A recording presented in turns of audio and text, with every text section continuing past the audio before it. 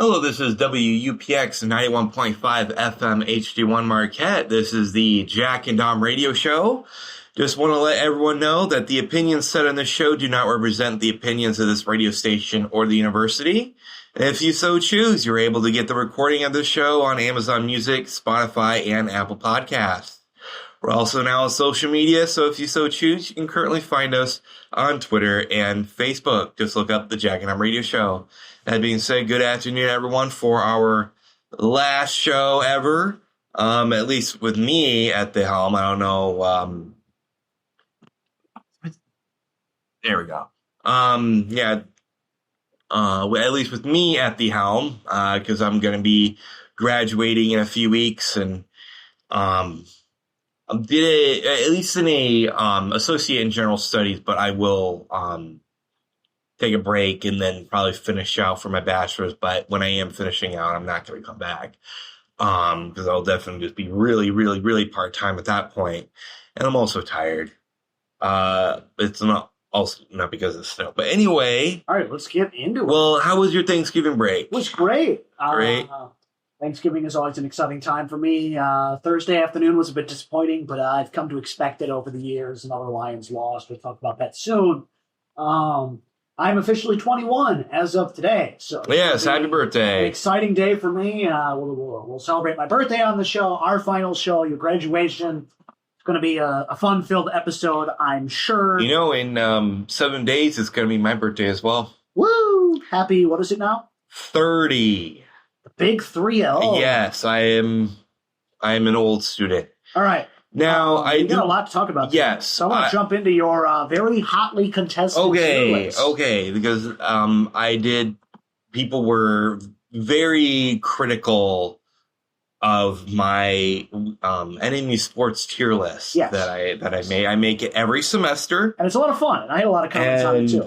And I try to be consistent as possible. Because here's my rule. So when it comes to, I guess I'll just get right on the bat here. When it comes to going into S tier, my rule is that in order to get to S tier, you have to make an impact in postseason. That has always been in my book. If whether or not you get S tier. Now, if your season isn't complete yet, what you're seeing, this tier list is basically a snapshot in time, because we're halfway through the year, and so some teams are not finished yet. Some are. Our cross country team went to nationals this year, and they're an S for a reason. And they're S for a reason. They had a really good season, and they made an impact in postseason. But one of the biggest criticisms I got, well, actually two things. One, men's soccer being in B tier, and women's club hockey being in A tier. See, I actually agree with the people on this one. And we'll talk about why. But I know it's your tier list, but I think we should start from the bottom. Okay. And F tier. Yeah, which, by the way, the football team is not there. We actually won some games this year. There's no designated football tier like there was in years past. Oh my goodness, that was a meme. But you started off with women's golf. Women's golf was second to last in every single game they played. Out of I think either 15 to 18 teams that were in every series. They had a rough run of tournaments. They were second to last almost every single time. Right, and you were in the bottom. I wrote about a lot of these leagues, and so I would say yes. Women's golf belongs in F tier. We'll talk about men's golf in a minute, but I'm going to say that they also belong in F tier. They did better, but it was still a pretty bad. I would have said it was D-. Yes, and I'm a little bit stricter than you are when it comes to pretty much everything, coaches, records, where you place teams. So I put them in my F tier because my F tier is more expansive than yours. Next, I think we have the one that nobody in their right mind is going to argue with. Hockey team is safely F tier. The men's varsity hockey team, F tier. You haven't won a game. And you probably won't. There's very few goodness. winnable games on the schedule this year. You are trending towards, the conversation is no longer, are we better than last year, or can we compete? It is now, we are on pace. Obviously, you're on pace because you have no wins. But like looking at the schedule, barring some upset wins, we are on pace to have the worst season in college hockey history. Mm-hmm. Now, there's some debate over what the worst season in college hockey history is. The one that I'm going to use is the one, I think it was 24, it might have been 22, but 1, 24, 22, and 7, Alaska Anchorage Seawolves. Okay. Which means if you go by points tally, that is a total of 9 points. So enemy would either have to win 4 and tie 1, or win 1 and tie 7, or some combination that gets them up to 9, which I don't see happening. And even if it does, you're still an F tier. So they're safely an F tier. Next, we have esports, which I know little about. So I will have no argument with you on this. The one. Rocket League Yellow team has won 1 game. Out of how many? Out of 10 games. Okay. F tier is a fair placement then. Okay. And that's F tier, at least right now. Okay. So the weird thing with esports is that we do it again next semester. Yeah. We have 2 seasons in a single school year. So hopefully you guys can improve. Yes. That was a rough one. Football in D tier. I agree. You won some games. You were better. It was still a rough year. You had the coaching controversy, obviously. D tier is completely fair. I have no complaints there. I already mentioned men's golf. They were slightly better than women's, but I put them in my F tier. But I have no problems with it being in D tier. There were a few games, I think they were 4th place. Yeah, but they had some smaller meets. So that was 4th true. out That of was a 6 smaller doesn't meet. impress me. That was a smaller meet. I don't, I disagree with the placement of this one, but that's not what I'm going to object to. I will object a little bit later. Okay. Men's club hockey you have up next in D tier. Yes. I also don't know much about how their season's gone. All I know, or what at least I can tell you, they did win a few games. They have played less games than the hockey team, but they have won a handful of them. They are in the lose. They've lost much more games than they've won. Sure. Which is the same for I think D tier is fair. I think I keep them there. You can make an argument for C, but I'll put them in D. Okay, Rainbow Six Siege, I believe. They're like 2,300. That's what I'm saying. Sure. And so is the Rainbow Six Siege team. They've won a handful of games this year. I believe, they went into a much higher tier. Like they got promoted. Okay, so their competition are like higher. All nationally ranked teams. So they have won a few games. You know what? I'll give them, for that reason, I will give them C tier. Okay. Probably like C minus or D plus? Yes, C minus. And the reason I say that is because competition matters a lot. Okay. Now, in the case of the hockey team, they have won a few games. In the case of the hockey team where it's been a tough schedule, you've won 0. So I can't give you the benefit of the doubt off schedule when you've won 0. Okay. But I'll give Rainbow Six the benefit of the doubt. Okay, men's and women's club soccer, which I also don't know much about. They pretty much were around 0.300, 0.350. Yeah, that's a D. Yeah. You're well below 500. Yeah, that's a fair assessment. So you and I have agreed on all of them, except I was a little bit more generous on Rainbow men's soccer, when their last game, they played against University Wisconsin Madison. Okay. And got blown out 8-0. That's Madison. But I still put them in D tier. So the only disagreements we have is I put golf lower and Rainbow Six higher. Okay, C tier. Volleyball, I think you're spot on. Very good regular season. Lost. They were around 500, and they lost the first game. I would have given them B tier if they could have won a tournament game because they had a very good GLIAC season, but they were defeated soundly in the first round. So that's a very fair assessment. And the first half of the year was very rough, and it got good during GLIAC play. They just didn't turn it around fully. Okay, women's soccer in C tier, fair. Yep. They had a rough year as far as women's soccer go, but still around 500, won a tournament game, I believe. Mm-hmm. So I'm okay with that. And then Overwatch. Our Overwatch team was also around 500, 0.500 as well. Maybe I think they had one win over a loss. Okay, I think but it would be like C plus. C plus tier, I think, is fine. Okay, here's where I'm going to start disagreeing with you. Okay. I'm with the people on this one. We're at men's soccer. I think men's soccer has to be at least A tier, and I would almost push them into S tier, and here's why. The GLIAC, to the best of my knowledge, had for sure 2 ranked teams, and I believe a third team that had ranked votes. Okay. You, for the first time in your history, host a playoff game, which you've never done. Win a home playoff game, which obviously you've never hosted one. So your first win. I'm not counting the COVID year, by the way. That doesn't count. So we did host.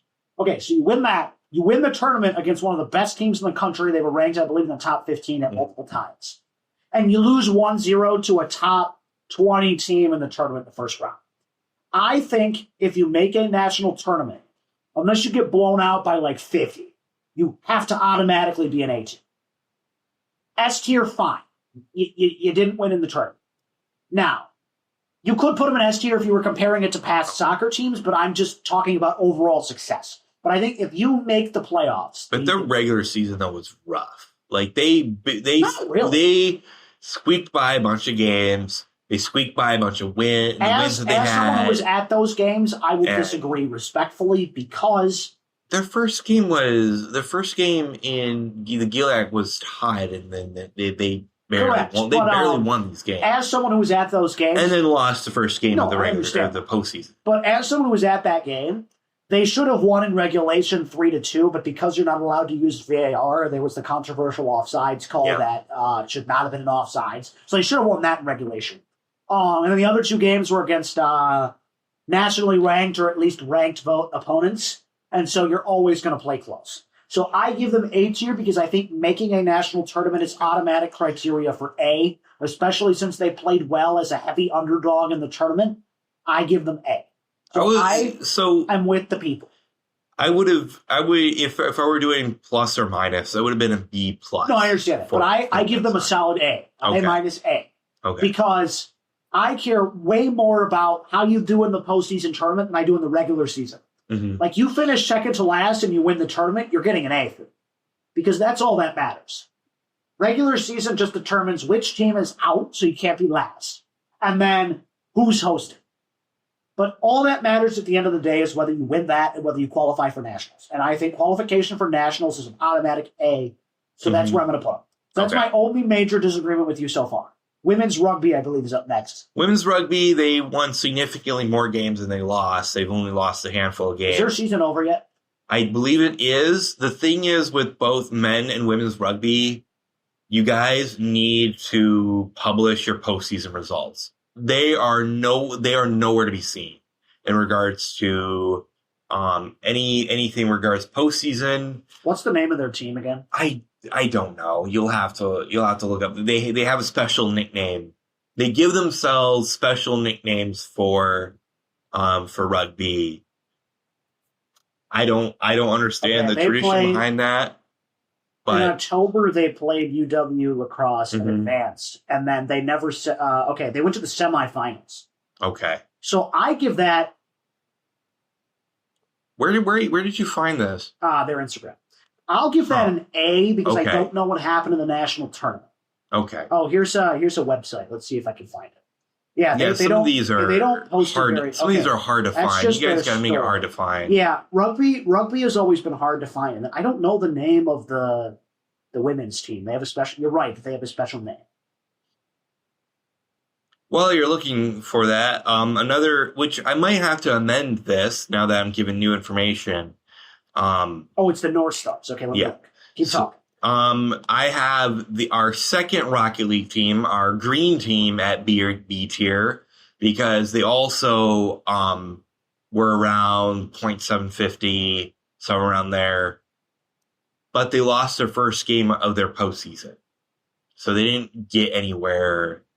They had an above average season, regular season, but they didn't get anywhere in postseason, so I'm not going to award them anything extra for that.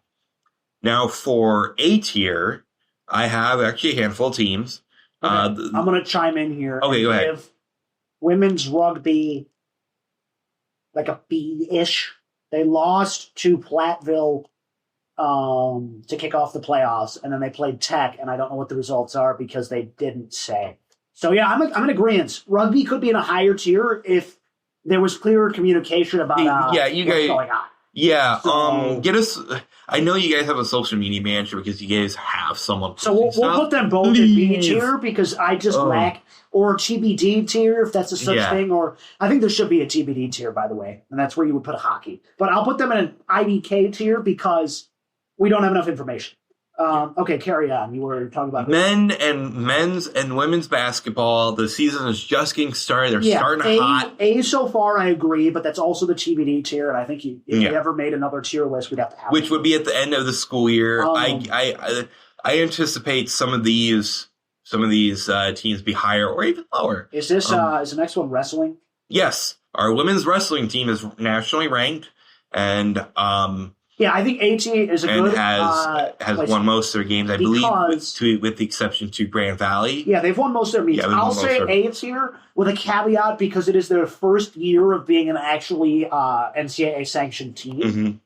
So I would almost put them S because it's pretty cool that they're doing that in year one. But like I said, my S tier criteria is national tournament success. So they're an A for now. Okay. Is that what's up, men's and women's? Is that swim? Yep, swimming. Yeah, they're nationally ranked. So again, they are A and TBD because you don't know how they're going to do in the national competitions. Yes. So I'm with you. Okay. Here's where you and I differ again. Women's hockey, which is also TBD because season isn't over yet. If the season is TBD and they are trending towards a national performance, so I think I'm also going to put swim and dive in S for now because I believe they're ranked top 10. Yes, and that would indicate to me that there will be a national postseason berth if they continue. So I'm going to put them and women's hockey in S, and I'd put a star next to it if I had my own official tier list as a TBD because women's hockey, I think, is 12-0-1 or something like that. They are number one in all of Division II club hockey, women's club hockey. Right. So I put them in S, and they have a chance to do some damage in the postseason. Mm-hmm. We don't know. I'm big. No, let me be clear. I'm big fans of the women's hockey team. They follow me on TikTok. That's awesome. And one of the little features that you can do on TikTok is you can give a TikToker a nickname in your subscribers list. I don't know if you could do that. So I nicknamed, and they know this, it's not a secret. I nicknamed them Charlie's Angels because that's how amazing that these women are. They're a good team. So I put them S tier 100%. And then the team that gets the only S plus if there was an S plus. Cross country making their first national berth since I think it was 2017. Mm-hmm. They didn't have a great performance at nationals. It was, but they were honestly kind of rough. They were facing, the best of the best, and because they performed decently well at nationals, they were in the middle of the pack. I think they were 22nd or 24th, something like that. So still a top 25 team in the country. So I give them S for that reason, and that is the conclusion of your tier list with my modifications. Mm-hmm. Okay. We'll get into NMU football first, and then you're going to get my NMU hockey rant after that. So tell us about what happened to the NMU football coach. We found out over Thanksgiving. Okay, yes, because of Freedom of Information Act documents being sent back and forth between the media and NMU. We actually know what happened. My educated guess was completely wrong. Because remember, I thought it was an argument that just went too far between a few coaches, and there was cause for termination. And so now we know. Now we know it's supposedly and I say supposedly because the coach was hitting a player, but that player said, "Hey, no, that's not exactly what happened. I didn't make this complaint." The student that was the victim, quote unquote, didn't make the complaint. There was a video that was apparently given to the athletic administration.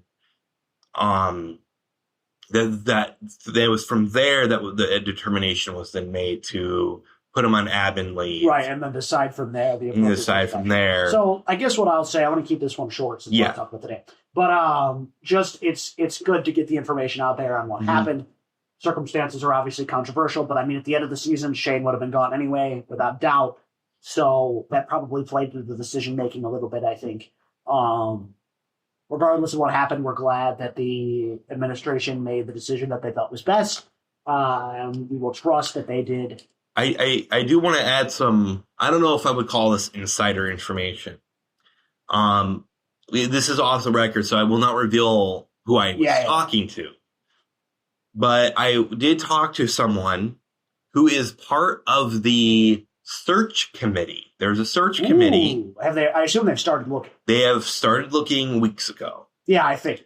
And and this person did read my Substack article on my 10 potential coaches. And this person did reveal to me that many of the people that I listed interviewed, not interviewed, but they're on the list in the search committee. And I'm sure the list is an extensive 50-plus person list. Yes, so the people that I suggested weeks before even the coach was put on admin leave, before he resigned. Yeah, I mean, you had a lot of good options on there, so I'm glad that's where they're looking.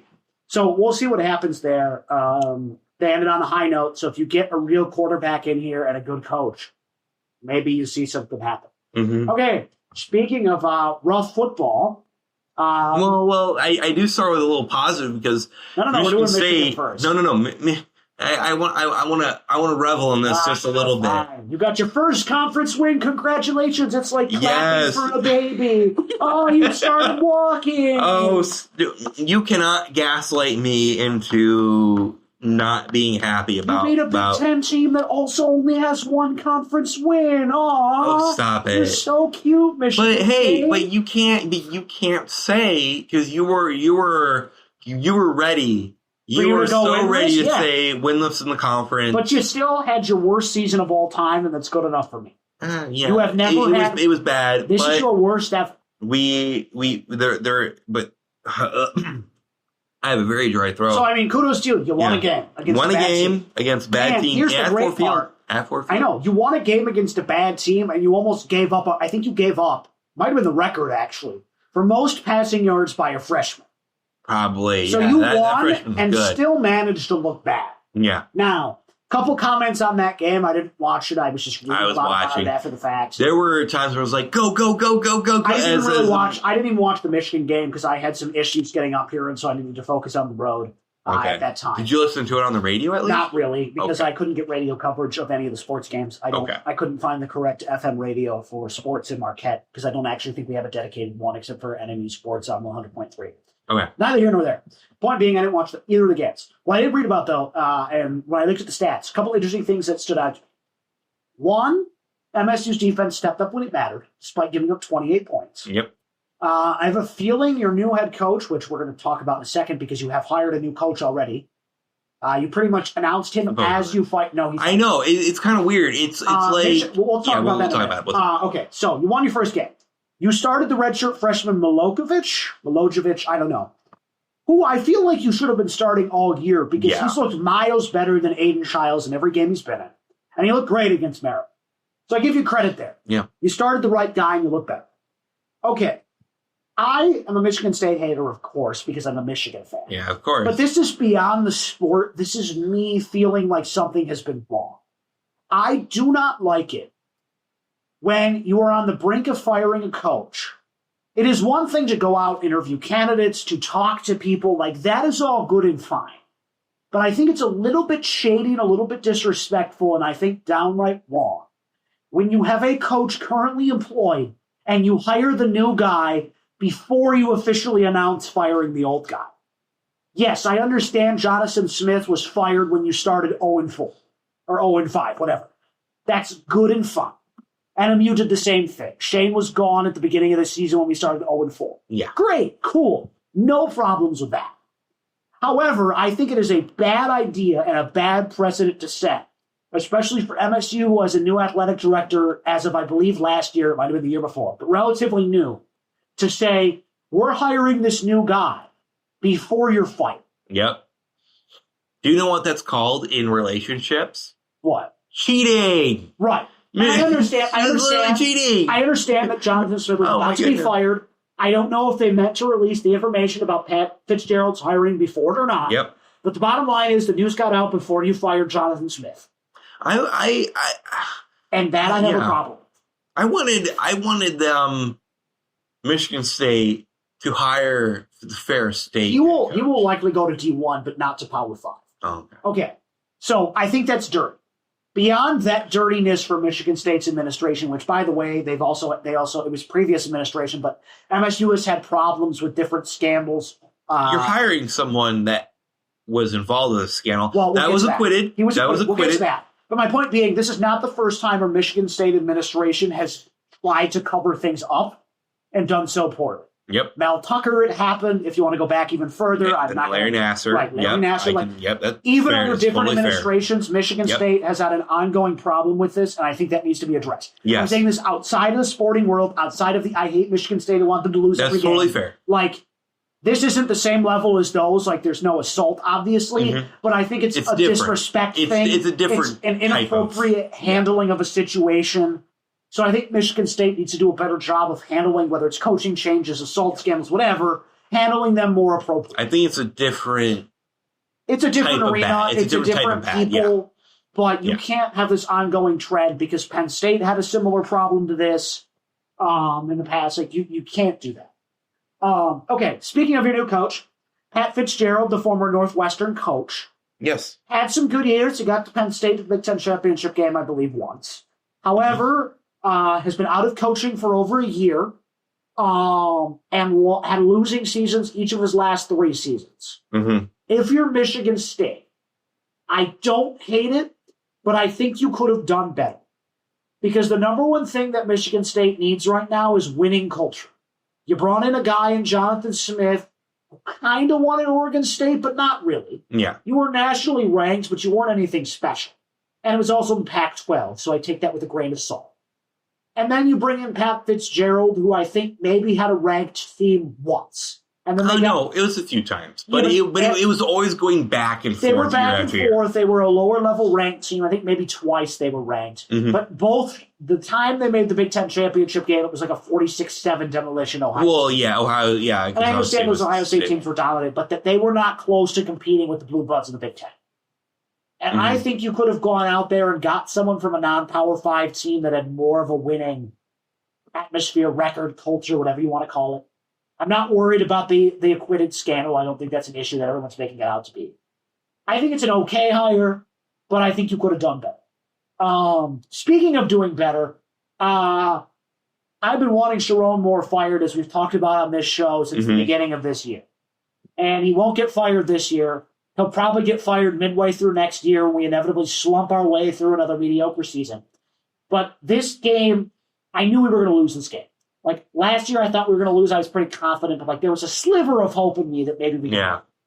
You know, the year before that, same thing, sliver of hope. This year I was like, no shot. No sliver of hope. Even when we went up 6-0, I was like, we aren't winning this game. It's not going to happen. We consistently get out-coached. We pay a quarterback $3 million to not let him throw the ball. And we recruit well, but also when you have unlimited NIL money, hell, I could go in there and recruit well. When you're getting $3 million donations from the owner of Google, like, yeah, I can get some players. I'll just give a blank check. Like, the recruiting prowess is not that impressive when there's that kind of thing. So, you know, we get blown out, we get embarrassed. Well, we'll go to some mediocre bowl game and play mediocre again, I'm sure.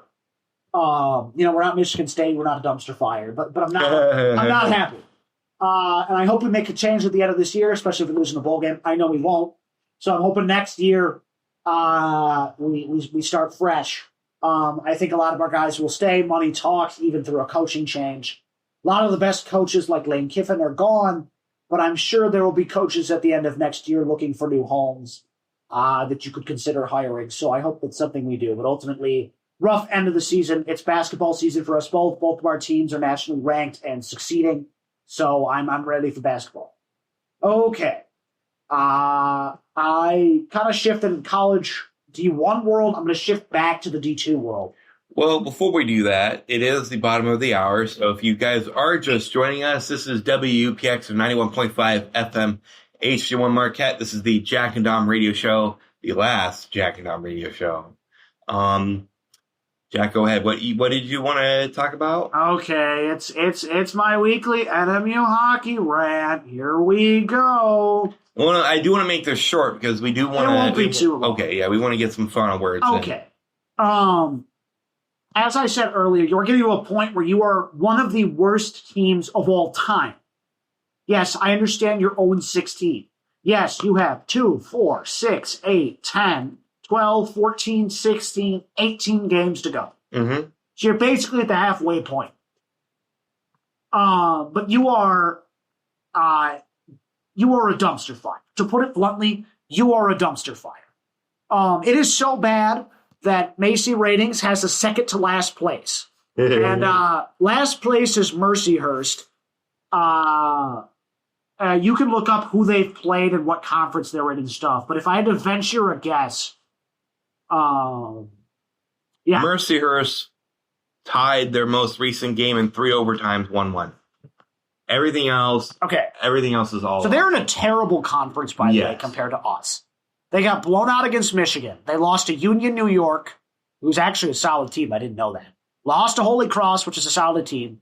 Double losses to UMass Lowell, which is a pretty bad team. Double losses to Bentley, they're solid. Double losses to Rochester Tech. Double to Kansas. Yep. Tied against Robert Morris. Robert Morris, by the way, is 3-9-2. Mm-hmm. What conference are they in, if you can look for them? The Atlantic Hockey Conference. Okay. So, the point is, we are ranked second worst. And for good reason. Right? We haven't won a game. It's been rough. Okay, if you look at who's in the Atlantic Hockey League compared to the CCHA, just so you can kind of...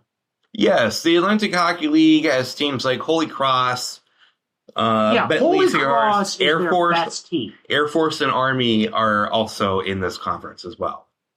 Yeah, so it is not a good conference. Holy Cross is 9-6-1. Yeah, your best team is 9-6-1. For the record, so that's why Mercyhurst is worse than us.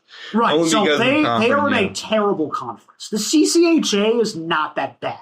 So that's the only reason they're ahead of us, is the fact that the CCHA has better team. Top 15 Mankato, Bowling Green and Bemidji will probably get ranked votes. Tech has ranked votes, I believe, and Augustana was ranked at one point in the season. Mm-hmm. Okay, you talk about the CCHA standings. You have 3-11-0. Ferris. Ferris is bad.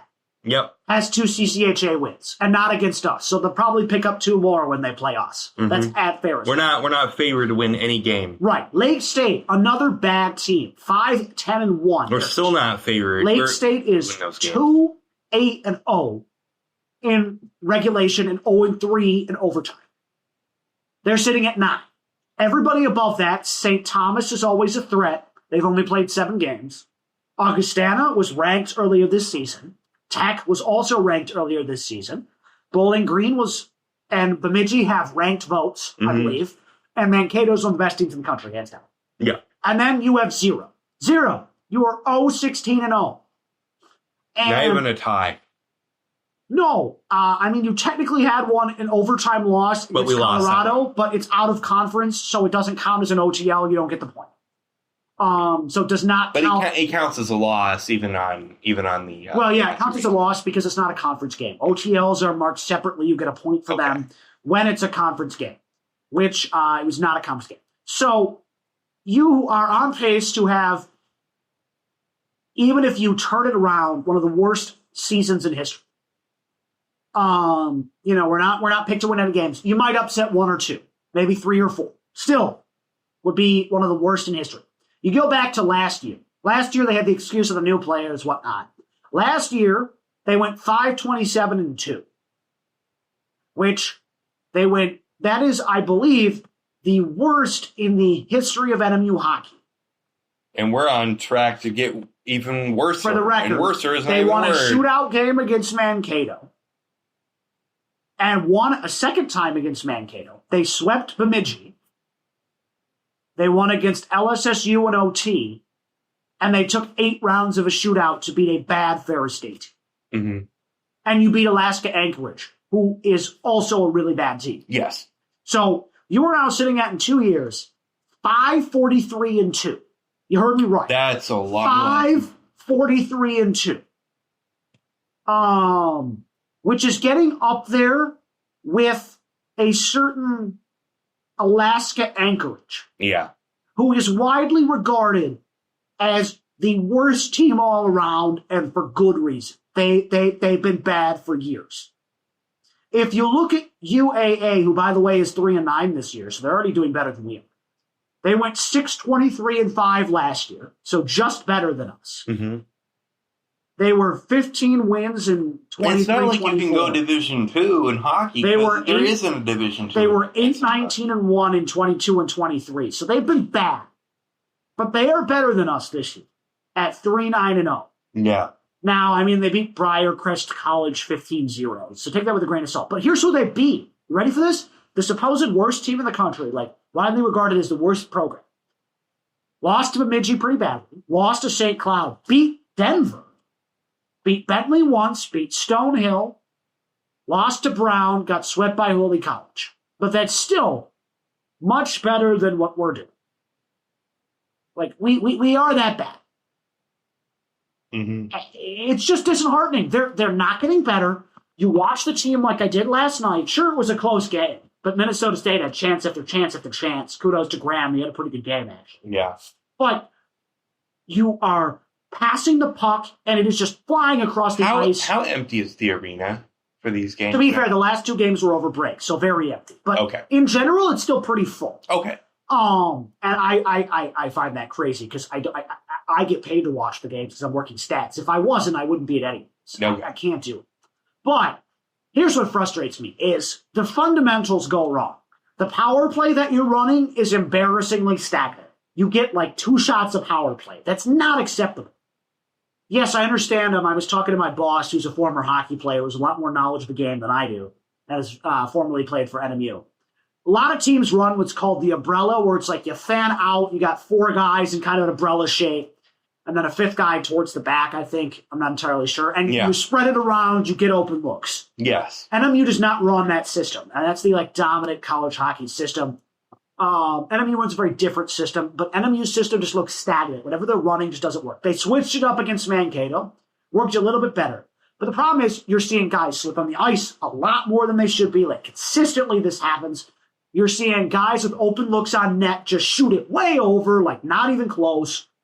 Passes are going haywire, and defensively you are creating open look after open look. And offensively you're getting very few grade A chances, and when you do, they're well off target or easy saves. Mm-hmm. Like, you are screwing up the fundamentals. The passing, the shooting, the defense. In goal, Oyang Ashton is hurt. And Fuller hasn't played a game. So Graham will probably play the rest of the season. Maybe you put Fuller in for a game or 2. I doubt it. Graham's in there whether you like it or not. Graham is a goal per game worse than the next worst CCHA goalie, and that's a backup for St. Thomas. So it's not pretty. Defensively, we have some of the most blocked shots in the nation. You want to know why? Because we give up more shots than anybody else by a long margin. Mm-hmm. Like, the shots on goal and the shots off goal more so, because a lot of teams miss against us. I want to know what's going on in the locker room. I don't understand what's happening. I want to pay money to see. But they're switching the lineups. They're switching the goalies. They're switching their tactics. Like, they're switching up everything. They had a talented freshman class coming in, and nothing is changing. And I don't understand it. Like, I get that we were in a deep conference. I understand that we don't have the NIL money. I understand that, Shayak is, not in a winning history as a head coach and is trying to bring some of his expertise as an associate head coach from St. Cloud over here. I understand you're building a program from the ground up. But when Grant left, this team had the #1 recruiting class. They were 2 years off of almost winning the tournament. We were in a good spot. And I know we're rebuilding, but, when Grant came in here and rebuilt after Walt, the situation was way different. You didn't have instant success, but you saw the building blocks, and I don't see any building blocks. I'm a negative Nelly. Yeah. From an 0-16 start, what am I supposed to say? Our freshman goalie that's injured looks good? Okay. We have a few guys who can score? Okay. But you are literally competing for the worst team in college hockey. There's no silver lining here. I don't see any growth. I think you're worse than last year. Mm-hmm. I understand you had to play the Spartans, Colorado, UMass, and Ohio State, but you're getting run out of the building by Augustana. Yeah. You got ran out of the building by Michigan Tech. By the way, Michigan Tech is good, but not as good as last year. Yeah. Was it Bemidji blew you out? Sure, you had one close game against Mankato, but they dominated that game from start to finish. You were never really in that game. And they won 4-0 that first game. Like, you just look so bad, I don't even know what to say anymore. So I'm really hoping they turn it around. This is our last show. There's not really going to be much to talk about. All right. So we're going to speed through football. So first, Bears are number one in the conference. Are they fraudulent? Absolutely. If you take a look at their remaining schedule, I'm going to right now, and then we'll get into the Lions. So it's a tough team. So if you look at the Bears' schedule coming up and who they've beaten, by the way. Tor, by the way, my former coworker Tor, if you're listening, sorry, not sorry. All right, go ahead. So, lost to the Vikings, a bad Vikings team. Lions blew them out. They beat the Cowboys. Okay, credit due. Beat the Raiders by 1. Raiders are bad. Beat a bad Commanders team by 1. Beat the Saints. You lost to the Lamar-less Ravens. You let the Bengals without Joe Burrow put up 42 points. You escaped the Giants by 4. You escaped the Vikings by 2. You escaped the Steelers by 3. And the good team that you beat, good, I put that in air quotes because I think they're also fraudulent, is Philly. So you beat Philly, Dallas, and the Steelers. Are you 3 good wins? Dallas started off the season abysmally. They're still a 500 team. Philly is fraudulent, in my opinion. Okay. And you beat the Steelers by 3. This is an Aaron Rodgers-less Steelers team. So I'm not impressed. Isn't he injured again? No, he'll be back. Okay. But I'm not impressed by those wins. Okay, you play your upcoming schedule. The Packers at Lambeau. You're not winning. You're not winning that game.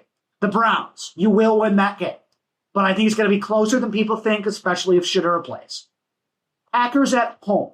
I give you 50-50 at best to win that game. The Packers will likely be favored. I think you win. Niners, I think you lose. We'll talk about it in our playoff projections. But if you lose to the Niners, you split the Packers, and you beat the Browns, which I think is the most likely outcome on paper. If you look at the odds, if you look at how teams are playing, I don't think you beat the Niners, especially in Santa Clara. Yeah. That sets up, barring the Lions beating who they're supposed to beat, Dallas and the Steelers. That sets up Week 18 against the Lions. And this is a win and you're in situation. And I think they're going to lose. So I think they're going to go 2-3 to finish the season and miss the playoffs. That's my hot take. Hot take. Speaking of missing the playoffs, I know this is going to take a while to go through. We're going to make it quick. Who do you have in the playoff prediction? All right, we're going to get there. Okay. Before I get there, I don't want to talk much about the Lions other than I'm frustrated. It's unacceptable. You're going to get a new offensive coordinator next year. I think next year is your last chance to make a run before you have to start paying guys. Yep. You have a shot to get in. Take care of business on Thursday against Dallas. Beat the Steelers. I have no doubt you will. And beat the Vikings. If you beat the Cowboys, and I think they will, and you beat the Steelers and Vikings like you are supposed to, even if you lose to the Rams, that sets up a Week 18 game that matters. Yes. Because even if the Bears sweep the Packers, you beating the Bears in Week 18 and the Bears sweeping the Packers, I believe would also get you in. So, that Week 18 game, if you take care of business, is going to mean everything. And I think they will take care of business against Chicago. I'm not confident at all. I give it a 50-50 chance at best that we beat Dallas.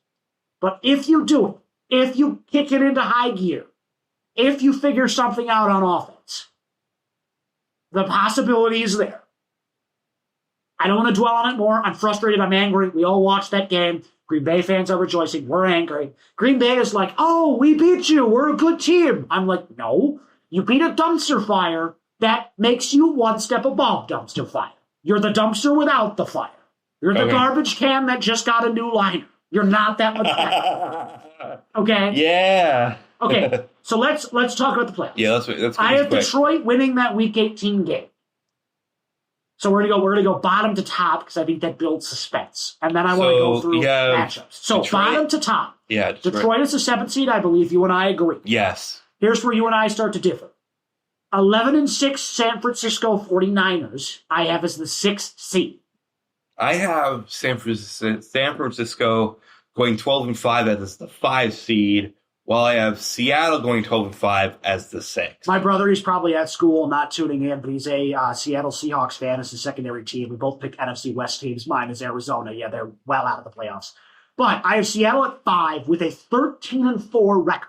Okay. I think they are legitimate, which we'll get into in a minute. So you and I have the bottom 3 the same, just flip-flopping 5 and 6. Yes. Here's where you and I differ. I'm a Carolina Panthers believer. Okay. I have Carolina with a 10-7 record, beating out Tampa Bay, also with a 10-7 record. I have Carolina winning the head-to-head and being the shock 4 seed. Why? Okay. Because it's never who you think. So I've picked a few things in here that are very unlikely to happen for predictability. So I have Green Bay at number 4. I think that's shocking and crazy. 11-5-1. Okay. I also have them 11-5-1, but I think some teams are going to get upset. So I have them at the 2. At the 3, I have the Philadelphia Eagles. I have the Tampa Bay Buccaneers. The Eagles are what? Not 8-3 right now? I think, no, 8-4. Okay, so I have them going 3-2 to finish the season. You have them going what? I have them winning out, getting number 1. Yeah, I think with LA Rams at number 2. I think you're crazy for that. Well, wouldn't be the first time something crazy has been said on here. I agree. But what's interesting is Philly has to play in the next couple weeks, and the reason that I think they're not going to do well. The Chargers, which I think they'll lose, it's in Los Angeles. They have to play Vegas. Okay, they win that. Washington, they'll win. We don't have enough time. Let's get into the AFC. Who do you have at number 7? My 1 seed for the NFC is the 14. We're going to go number 7. 14-3 Rams are 1, and the Green Bay Packers are 11-5-1 will be a 2. Okay. So that means I have 2 wild cards that have a better record than the 3rd seed. Okay. Just putting it out there. Okay. And number 7 in AFC. I have changed my picks multiple times. So my final predictions have the Jacksonville Jaguars edging out the Kansas City Chiefs in a tiebreaker scenario. I have them at number 7 as well. At number 6, you and I have flipped a little bit different here. Number 6 will be the 12-5 Buffalo Bills. Okay. I have them at the Houston Texans. I don't trust Houston. I don't have them in. I have Houston at 9-8, just barely missing the playoffs, along with the 10-7 Kansas City Chiefs. Who's at number 5? Number 5, the Los Angeles Chargers. Jim. I have the Buffalo Bills at number 5. You have Los Angeles out of the playoffs. Right? That's correct. Okay, I think you're, again, delusional. Okay. Pittsburgh, 9-8, the worst division winner, wins. I have them at number 4 seed. Yep. The Indianapolis Colts slip, but I have them at the 3 seed. Me as too. The AFC South champs. I have them at 12-5. 11-6 for me. 2nd seed, the Denver Broncos. Yes. And the number 1 seed, how do you like it's England Tom Brady? Patriot. It's New England. Where did they come from? You and I have almost the same, except for I have Los Angeles in, and I forget who you have in instead. Houston. So we agree on a lot of picks, a little bit different on seed. Okay, I'll let you give me your champions, but I'll go game by game through mine. And we're going to speed through it because we're tight on time. I think it'll be LA versus New England. Okay, LA versus New England. Dom takes my 2 1 seeds as the winners. I'm going to take New England. Wow. They're going to win another Super Bowl. Party like it's the 2010s. Okay, I have Detroit at Green Bay. My heart says the Lions. My brain says Green Bay. I know. Okay, so Green Bay wins. Philly, San Fran. I had San Francisco winning in Philadelphia. Okay. I have Carolina, Seattle. I have Seattle winning in Carolina. So I have 2 road teams winning. That sets up San Francisco, Los Angeles. I pick Los Angeles. And Seattle against San Francisco in Seattle. I'm going to pick Seattle. Seattle, Los Angeles. I'm going to pick Los Angeles. And that is also going to be my Super Bowl champion. Stafford gets number 2. In the AFC, I think Denver will blow out Jacksonville. I think Buffalo will upset the Colts, and I think the Chargers will upset the Steelers. That sets up Buffalo, New England. In New England, you ready for this? I'm picking Buffalo. To win their first Super Bowl. No, not yet. To beat New England. And we're in the AFC. I'm sorry. Yep. Okay. And Denver to beat the Chargers. Setting up Buffalo, Denver in Denver. And I have Buffalo winning at Mile High Stadium. Okay. To take on the Rams in the Super Bowl, where I have Matthew Stafford taking home number 2. Okay. And you have Drake May taking home his first. Do you think first. Matthew Stafford will retire after that? No, I don't. Matthew Stafford has the chance. He has a few more years. He's got 3-4 years left. If he throws for 4,000 all 3 years, he's got a legitimate chance to be the NFL passing champion. He'll be in the Hall of Fame. For sure, but I think he has a chance to put his name up there. He will never be the best ever because he's not going to win 7. Yeah. But he could put himself in the Peyton Manning, Tom Brady conversation.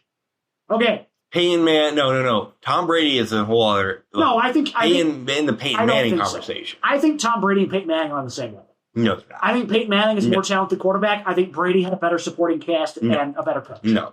Okay, agree to disagree. Okay, let's close. I know you had a final. I want you to, if you have any final words you want to, just anything in general. I do have a little Word doc. This is essentially equivalent to if I was the student commencement speaker or whatever, or what's it called when like the student that's voted in to speak at commencement.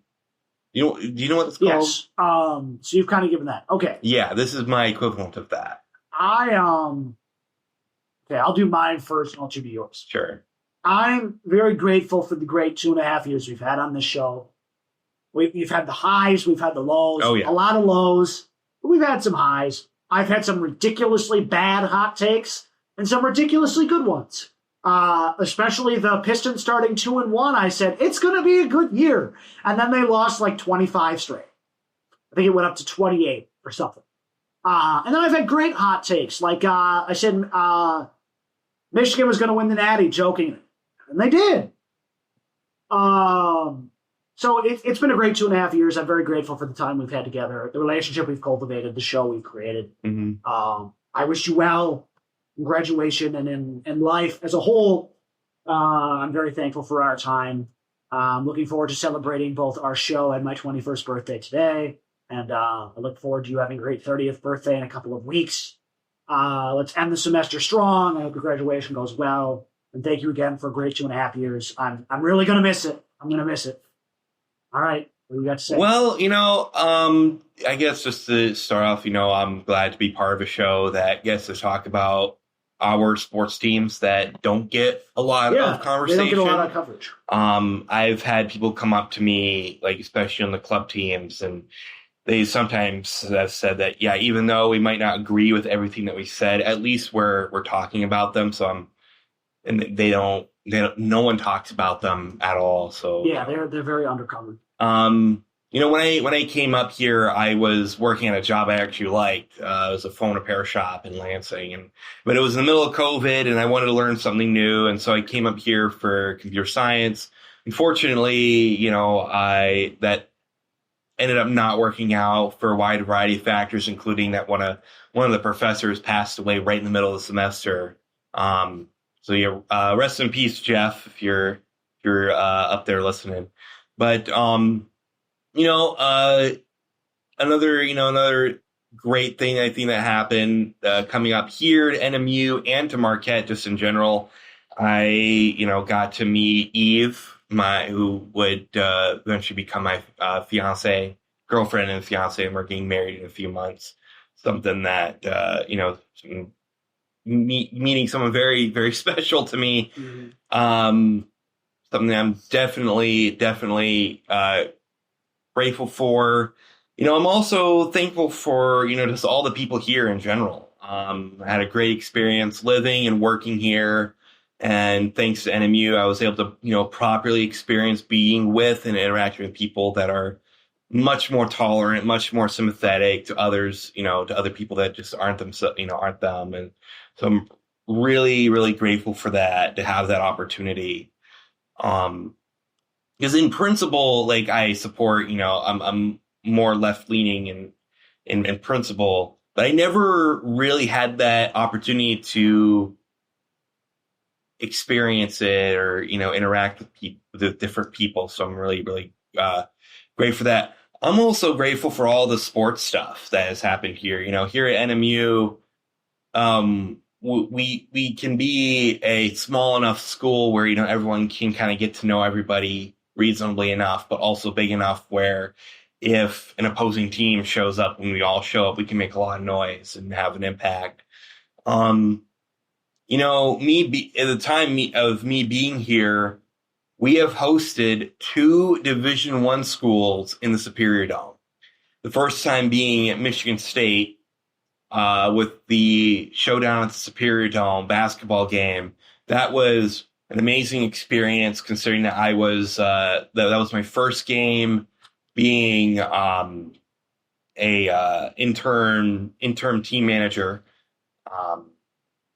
That was amazing. Considering that Michigan State was the school that I grew up next to in my hometown, so that was definitely amazing. But also we hosted another D1 school in St. Thomas, Minnesota.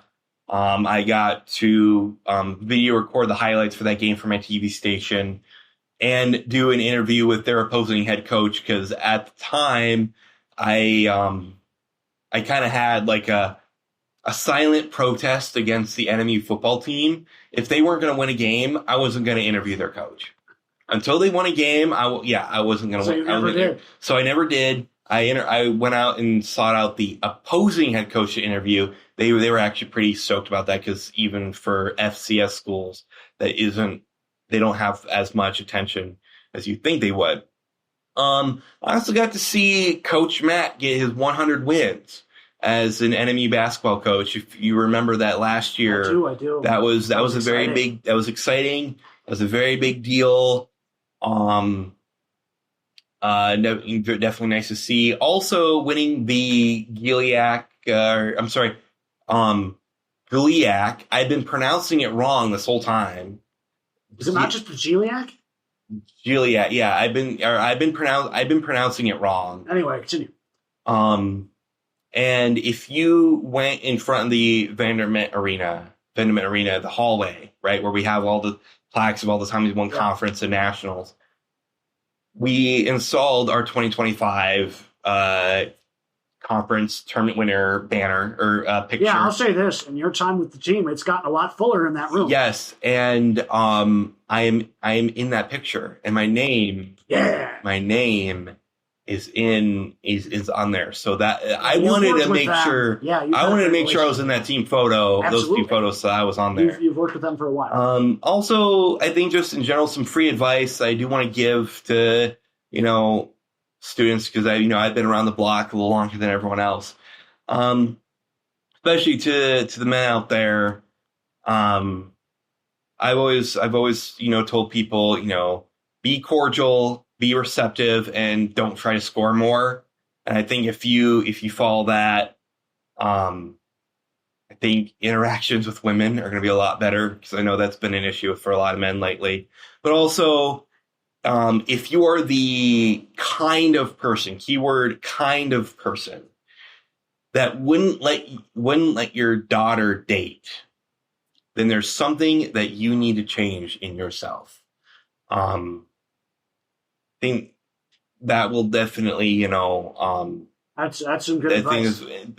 And I think the last thing I do want to end on is that don't ever let people going low in your life define for you what going high is.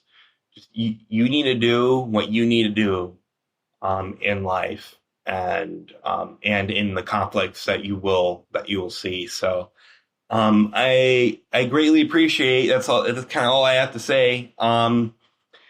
It's been a great time together. Yeah, thank you. Thank you for everything. Good luck in your future endeavors. Yeah. We'll end with a happy sports note. Okay. On a sports show, you should with a happy sports. Yeah, note. Go ahead. And that is the new polls have come out for college basketball. It is that time of year, and there's some good news for our beloved teams. The Michigan Wolverines are sitting at number 3 in the country with 15 first-place votes, and Michigan State sitting at number 7. So it's exciting basketball season coming. Yeah. A lot of exciting sports coming throughout the second semester. Well, no more show from us, but we'll see what things look like moving forward. Thank you all for being a great audience. We appreciate you tuning into the show every week. Thank you so much. And we appreciate you. And with that, we conclude our final show. This is the Jack and Dom Radio Show, WPX 91.5 FM HD1 Marquette. This is a goodbye.